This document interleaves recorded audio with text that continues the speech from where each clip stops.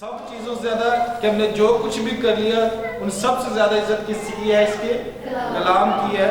یہ وہ کلام ہے جو زندگی بخشتا ہے، یہ وہ کلام ہے جو زندگی دیتا ہے، یہ وہ کلام ہے جو اندھیرے میں راہ دکھاتا ہے، یہ وہ کلام ہے جو میرے اور آپ کے قدموں کے لیے چراغ ہے، یہ وہ کلام ہے جو ہمیں نور بخشتا ہے، یہ وہ کلام ہے جو ابلیس کی قوتوں سے ذات کرتا ہے، یہ وہ کلام ہے جو ہماری بند آنکھوں کھولتا ہے، اور یہ وہ کلام ہے جس کی وسیلہ سے آج میں اور آپ سب یہاں موجود ہیں۔ ہاللیلویہ۔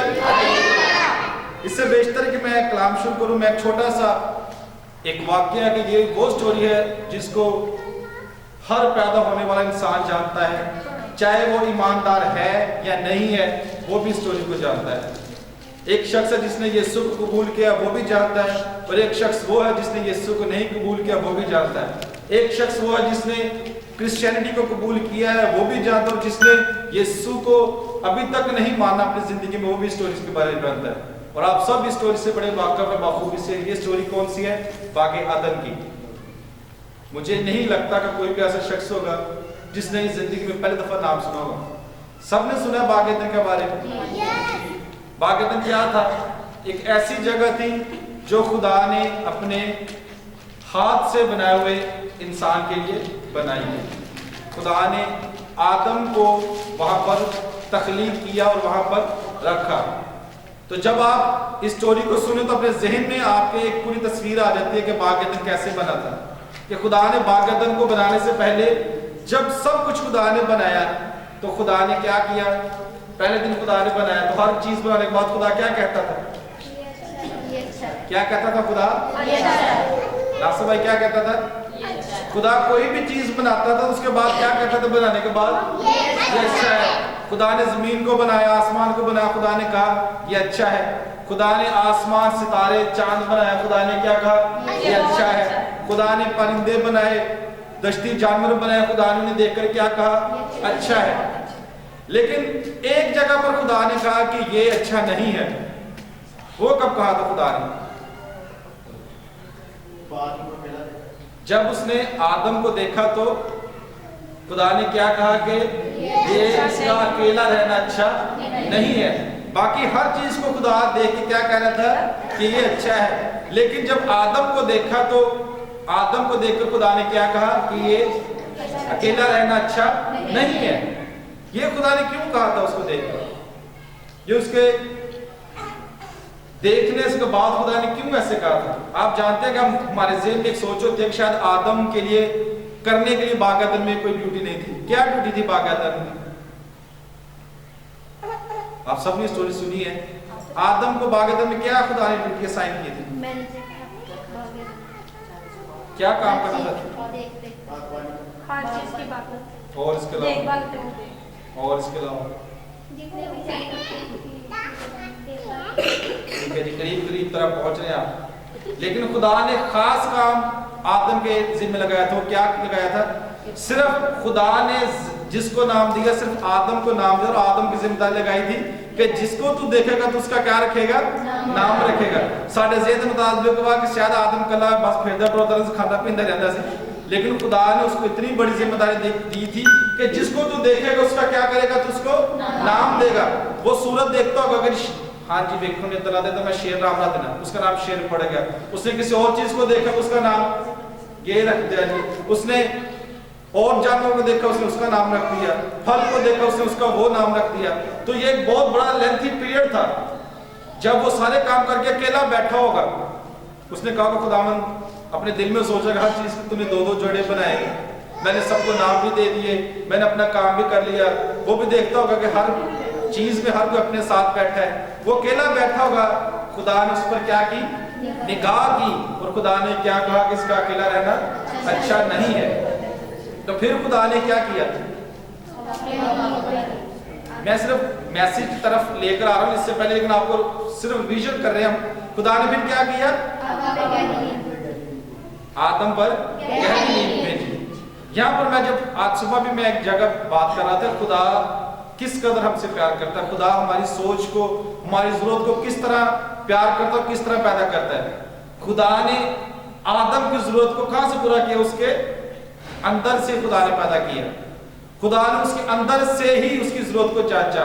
खुदा ने देखा कि इसको कहाँ पर जरूरत है, इसका अकेलापन कहाँ से खत्म होगा। खुदा ने इंसान के अंदर से ही, मर्द के अंदर से ही औरत को पैदा करने के लिए क्या किया, उसके अंदर एक गहरी नींद भेजी और उसकी, लेकिन बड़ा अच्छा वक्त गुजरा था दोनों का, दोनों खुश थे। फिर खुदा ने जब उन दोनों को पास लेकर आया, खुदा ने उन दोनों को हुक्म क्या दिया, फलो बढ़ो दुनिया को। खुदा ने ये पूरा आगे सुनकर फिर आगे एक विजन दे दिया। लेकिन आदम और हवा के बाद एक ऐसा शख्स नमूदार होता है, एक ऐसी शख्सियत आती है जो इंसान के और खुदा के दरमियान एक रुकावट खड़ी करने की कोशिश करता है। खुदा ने फिक्र किसकी की थी? इंसान की। हम देखें आज के दौर में इंसान समझता है कि मेरे लिए खुदा ने क्या किया है। जब भी हमें मुश्किल वक्त पड़ता तो हम देखते हैं यार मेरे वडेरे मेरे लिए की करके, मेरा बाप मेरे लिए की करके गया हुआ। जब उन सबसे गिले शिकवे खत्म हो जाते तो फिर हमारा सबसे पहला और आखिरी गिला किसके साथ होता है? खुदा के साथ। खुदा तो मेरी जिंदगी कितना ही किया, मेरी मुश्किलात क्यों नहीं, मेरी परेशानियां क्यों नहीं। आप अगर दुनिया को देखें तो आप देखें खुदा ने आपके लिए क्या किया। खुदा ने सबसे पहले आपके लिए आसमान पर खूबसूरत सितारे बनाए। जरा सोचते जाए खुदा ने आपके लिए क्या किया। फिर खुदा ने आपके सर के ऊपर 2 बड़े बड़े लैंप लगाए, चांद और सूरज लगाए। फिर खुदा ने फसलें उगाई। फिर खुदा ने दरख्त लगाए ताकि आप उनसे खाएं, फले बढ़े और सेहतमंद रहें। फिर खुदा ने आपको अच्छी सांसें दी। फिर खुदा ने आपको जिंदगी दी। फिर खुदा ने आपको मेहनत करने के लिए खूबसूरत हाथ दिए। फिर खुदा ने आपके लिए रोजगार मुहैया किया। फिर खुदा ने आपको मेहनत करने का आदी बनाया। ये सब कुछ कौन करता है आपके लिए? खुदा ने आपकी प्यास बुझाने के लिए पानी पैदा किया। खुदा ने आपको गर्मी लगती है, खुदा ने हवा को चलाया। खुदा ने हवा को इससे चलाया कि आपकी सांसें चल सके। खुदा ने आपको टांगे दी चलने के लिए। खुदा ने आपको पांव दिए, हर एक चीज दिए। तो फिर आप क्यों कहते हैं खुदा ने मेरे लिए क्या नहीं किया? यही सोच लेकर वो जो मुखालिफ मसीह था, यही सोच लेकर जो मुखालिफ था खुदा का, उसने किसको आके बहकाया? हवा को और आदम को। वो किसके पास गया था?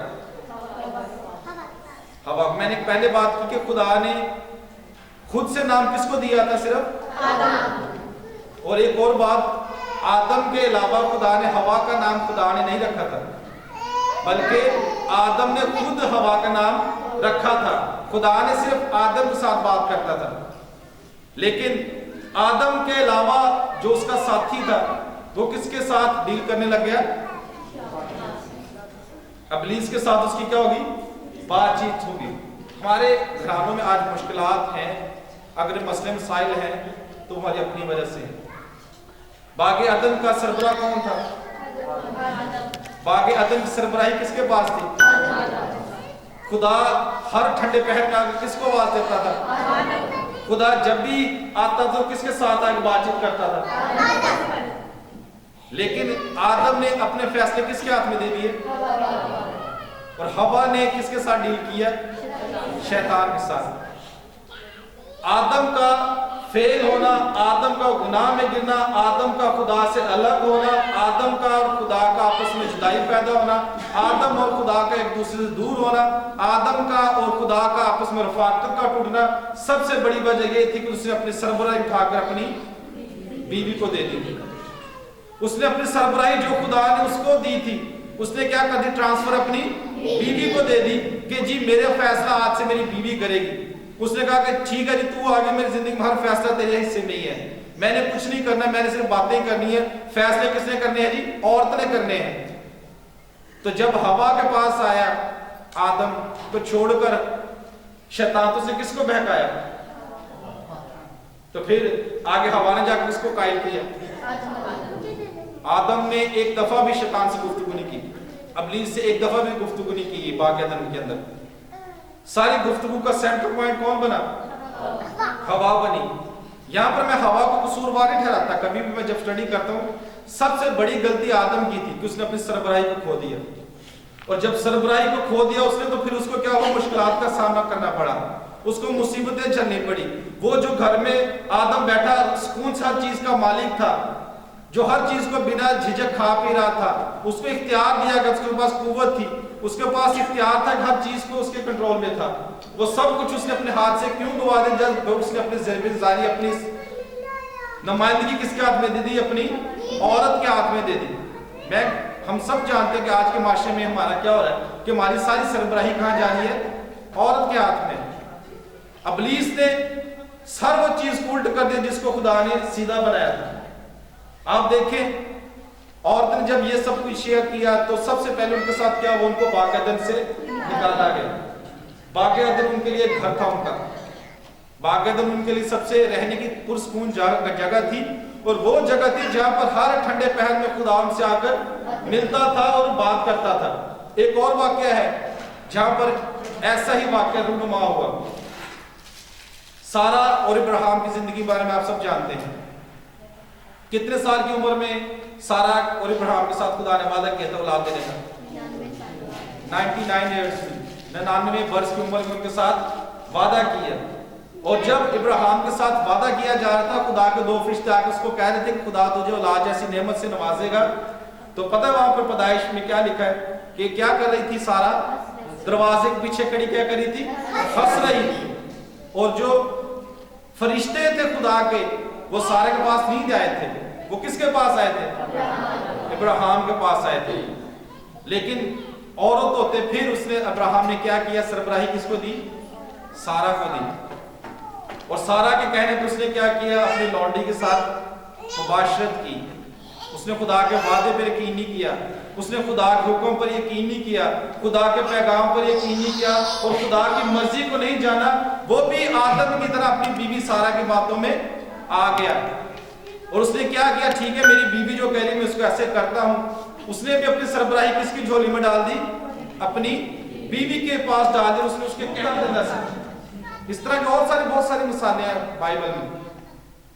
لیکن جب مادہ نے اپنی سربراہی کو چھوڑا ہے تو کیا ہوا ہے؟ ناکام ہوا ہے، اور ناکامی اس کا مقدر بنی ہے۔ ابراہیم اگر اس ٹائم خدا کی بات پر یقین رکھتا، سم ٹائم ہمارے گھروں میں معاملات ایسے ہو جاتے ہیں، ہم کچھ کر کے بھی کچھ نہیں کر پاتے۔ اسی طرح بہت سارے کہتے ہیں جی ہم فلاپ ہو رہے ہیں، ہماری بات نہیں چل رہی، یہ نہیں چل رہا۔ کیوں نہیں ہو رہا؟ کیونکہ وہ اپنی سربراہی میں پورا نہیں اتر رہے، وہ اپنی سربراہی کو کھو کر کسی اور کی طرف دیکھ رہے ہیں۔ جب خدا کے کلام میں کیا لکھا ہے تو لوس رسول کیا کہتا ہے؟ مرد عورت کا سر ہے، سر کے بعد سارے بدن کے اعضاء ہیں، سر کے بعد ہاتھ ہے، سر کے بعد پاؤں ہے، سر کے بعد ہاتھ ہے، کہ سب سر نیچے کے ہاتھ ساتھ پیر ہوتے ہیں۔ لیکن آج کے دور میں اگر ہم دیکھا جائے تو ہر جگہ پہ ہمیں کس کی سربراہی نظر آئے گی؟ کیونکہ جو کام خدا نے کروانا ہے ابلیس نے اس کے اپوزٹ چلنا ہے۔ یہ سب کچھ ہونے کے بعد بھی خدا کو پتا تھا کہ آدم اور حوا نے کیا کر لیا ہے؟ گناہ کر لیا ہے، کیونکہ خدا تو خیالوں کو جانتا ہے، خدا کس کو جانتا ہے؟ سوچوں کو جانتا ہے۔ خدا پھر آیا آدم اور حوا کے پاس، نکالے خدا کے پاک کلام میں سے پیدائش اس کا 3 باب، ہلیلویا، پیدائش 3 باب اور اس کی 9 آیت اور 10 آیت کو پڑھیں گے۔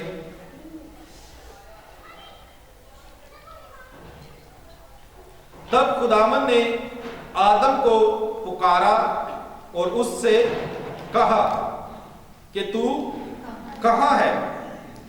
اس نے کہا میں نے باغ میں تیری آواز سنی ہے اور میں ڈرا کیونکہ میں ننگا تھا اور میں نے اپنے آپ کو چھپایا۔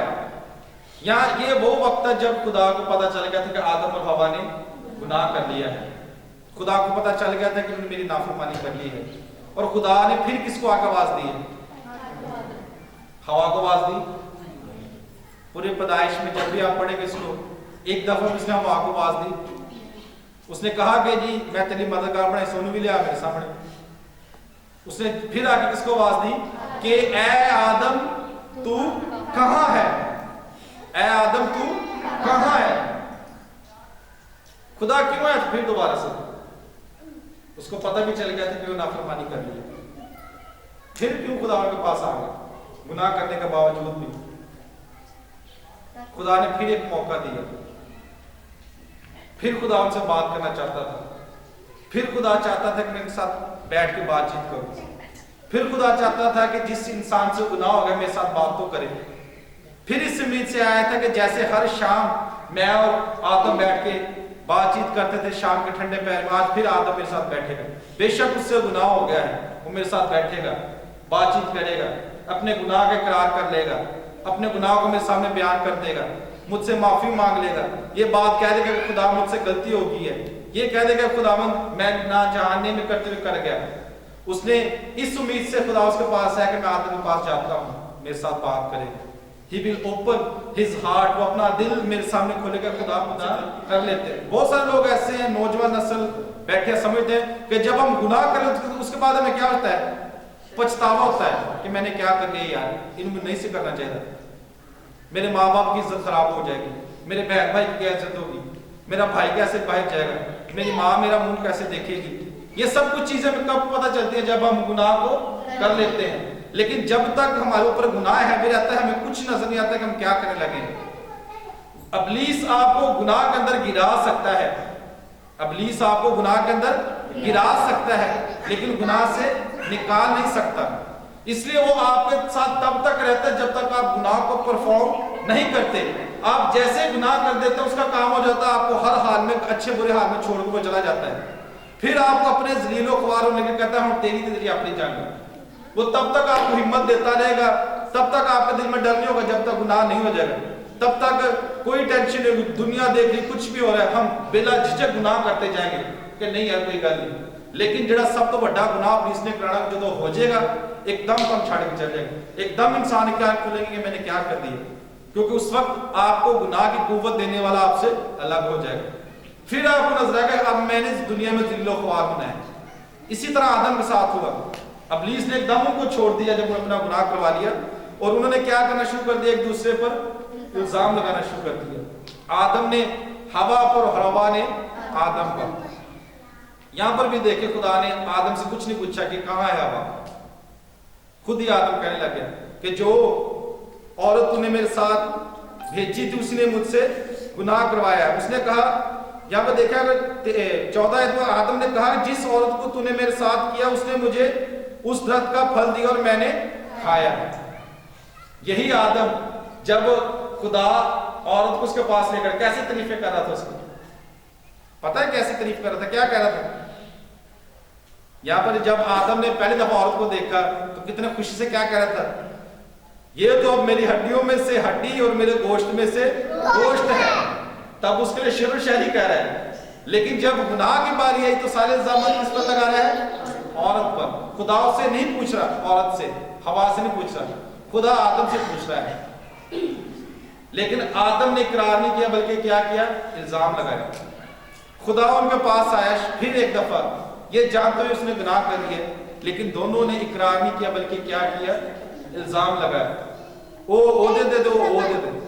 ਅੱਜ ਵੀ ਇਨਸਾਨ ਹੁੰਦੇ ਅਸੀਂ ਆਪਣੇ ਗੁਨਾਹਾਂ ਦੇ ਇਕਰਾਰ ਨਹੀਂ ਕਰਦੇ ਖੁਦਾ ਦੇ। ਸਾਨੂੰ ਲੱਗਦਾ ਰਹਿੰਦਾ ਟਾਈਮ ਕਿ ਮੇਰੀ ਜਿਹੜੀ ਨਾਕਾਮੀ ਹੈ ਕਿਸੇ और ਦੀ वजह ਤੋਂ, मेरी जो नाकामी है किसी और के आने की वजह से है, मेरी नाकामी फलाने शख्स की वजह से, मगर जिंदगी में नाकाम हूं तो ये मेरे शख्स है इस वजह से नाकाम। अगर मैं वहां पर चल जाता तो मेरी नाकामी ना होती।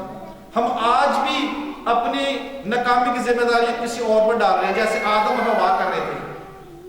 लेकिन खुदा से दोनों ने इकरार नहीं किया, खुदा हम इस बात पे इकरार करते कि हमने तेरे खिलाफ गुनाह किया है। खुदा के लिए नाफरमान हवा नहीं थी, आदम था। आदम ने नाफरमानी की लेकिन दोनों ने इकरार नहीं किया, और खुदा ये स्पेशली उनके पास फिर से है, जानते हुए गुनाह किया वो दोनों ने इकरार नहीं किया।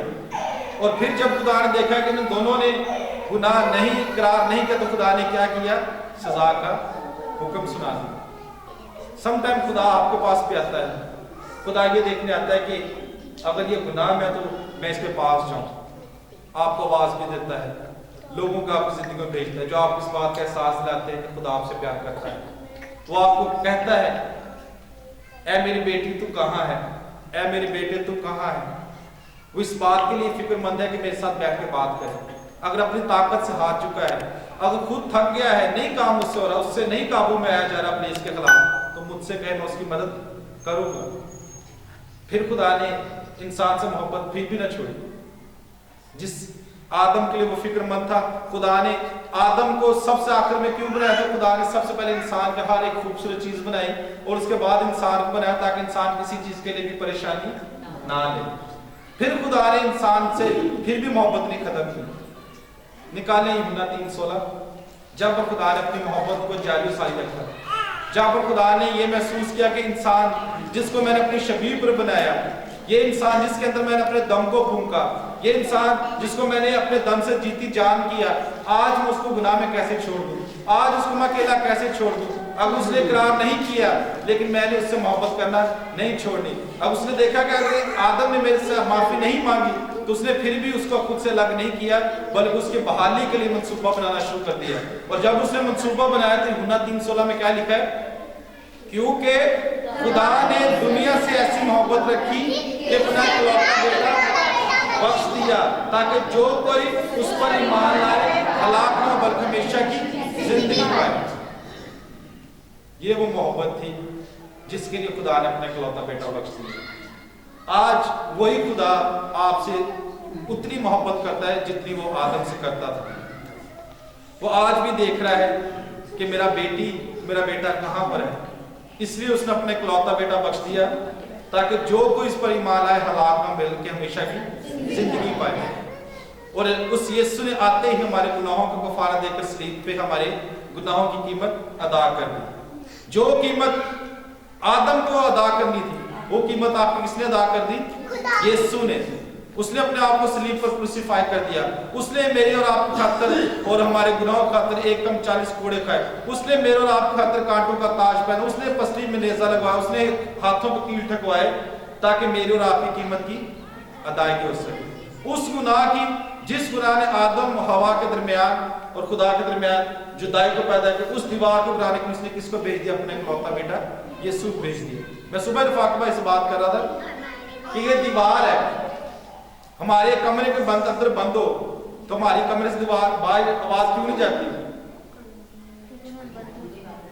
क्यों नहीं आवाज जाती?